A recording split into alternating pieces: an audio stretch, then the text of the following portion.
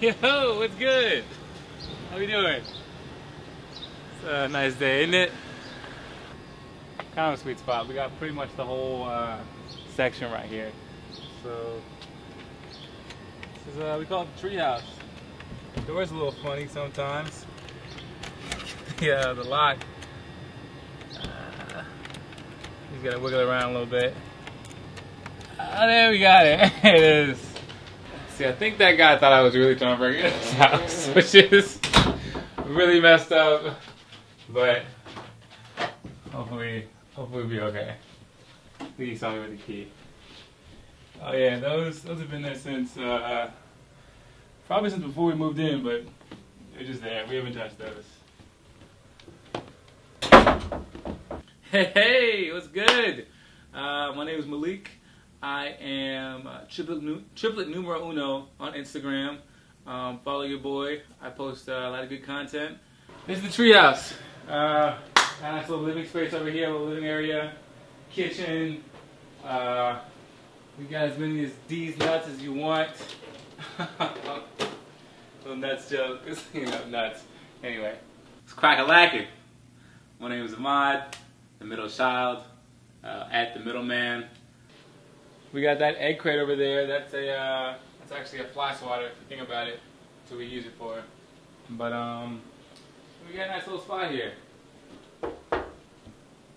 What's up? I'm Khalil.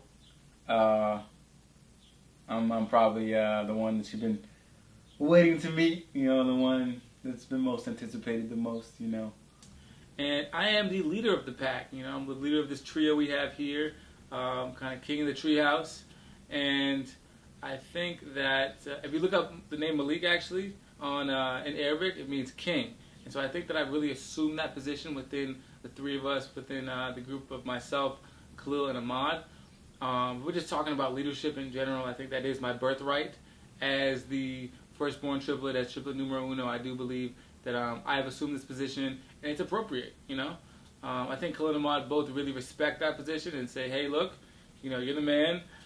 We'll just follow you," and I just kind of lead, you know. So I guess we're all doing these little interview things, right? So I know for a fact he's gonna try and say, "Oh, I'm the leader," you know. They think I'm the leader, like I don't have to do anything. I'm the alpha male or whatever. But just remember this: good leaders allow other people to think they're leading, but really they're the ones that are leading. So just remember that when he talks about it. I know he's going to talk about it. So that's kind of the vibe for this summer here at the treehouse. I've been living with these cool cats for about 2 decades and some change now. I'd say the first 9 months were pretty cramped, you know. But after birth, we were kind of got some space to ourselves and everything. Roommates to roommates. Started in the womb. Now we in the room. Started from the bottom. Now we're here. Shout out to my man Drizzy. We decided to move in together for the summer after college. So we just graduated. We've been here for a little over a month and a half now.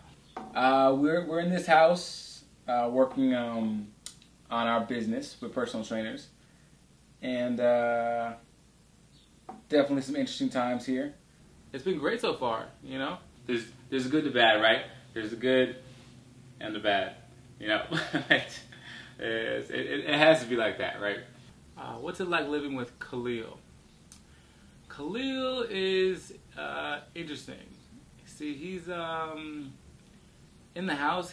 He has this thing where he just can't clean up after himself. I'm gonna go to the shower. All right. Peace out, Girl Scout.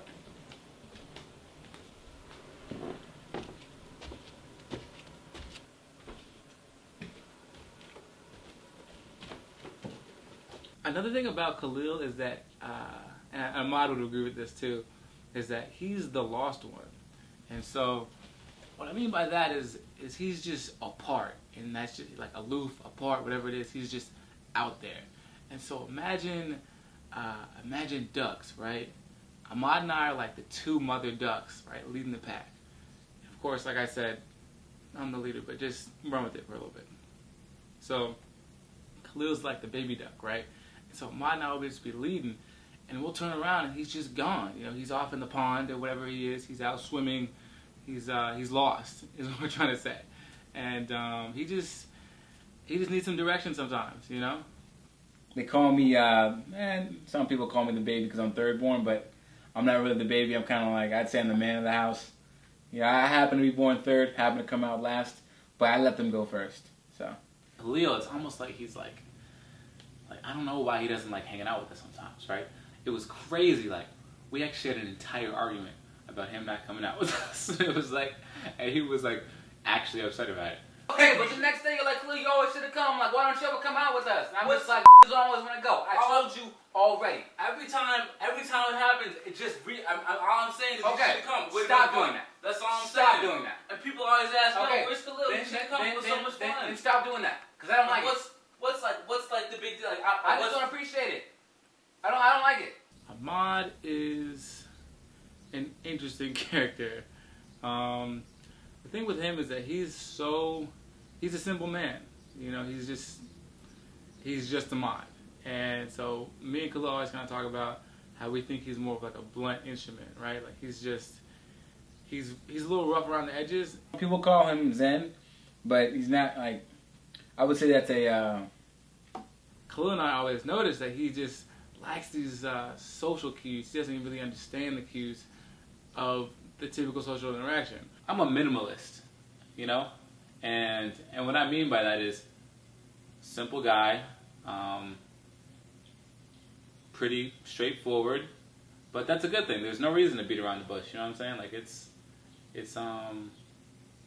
I'm clear, concise, and I know what I want.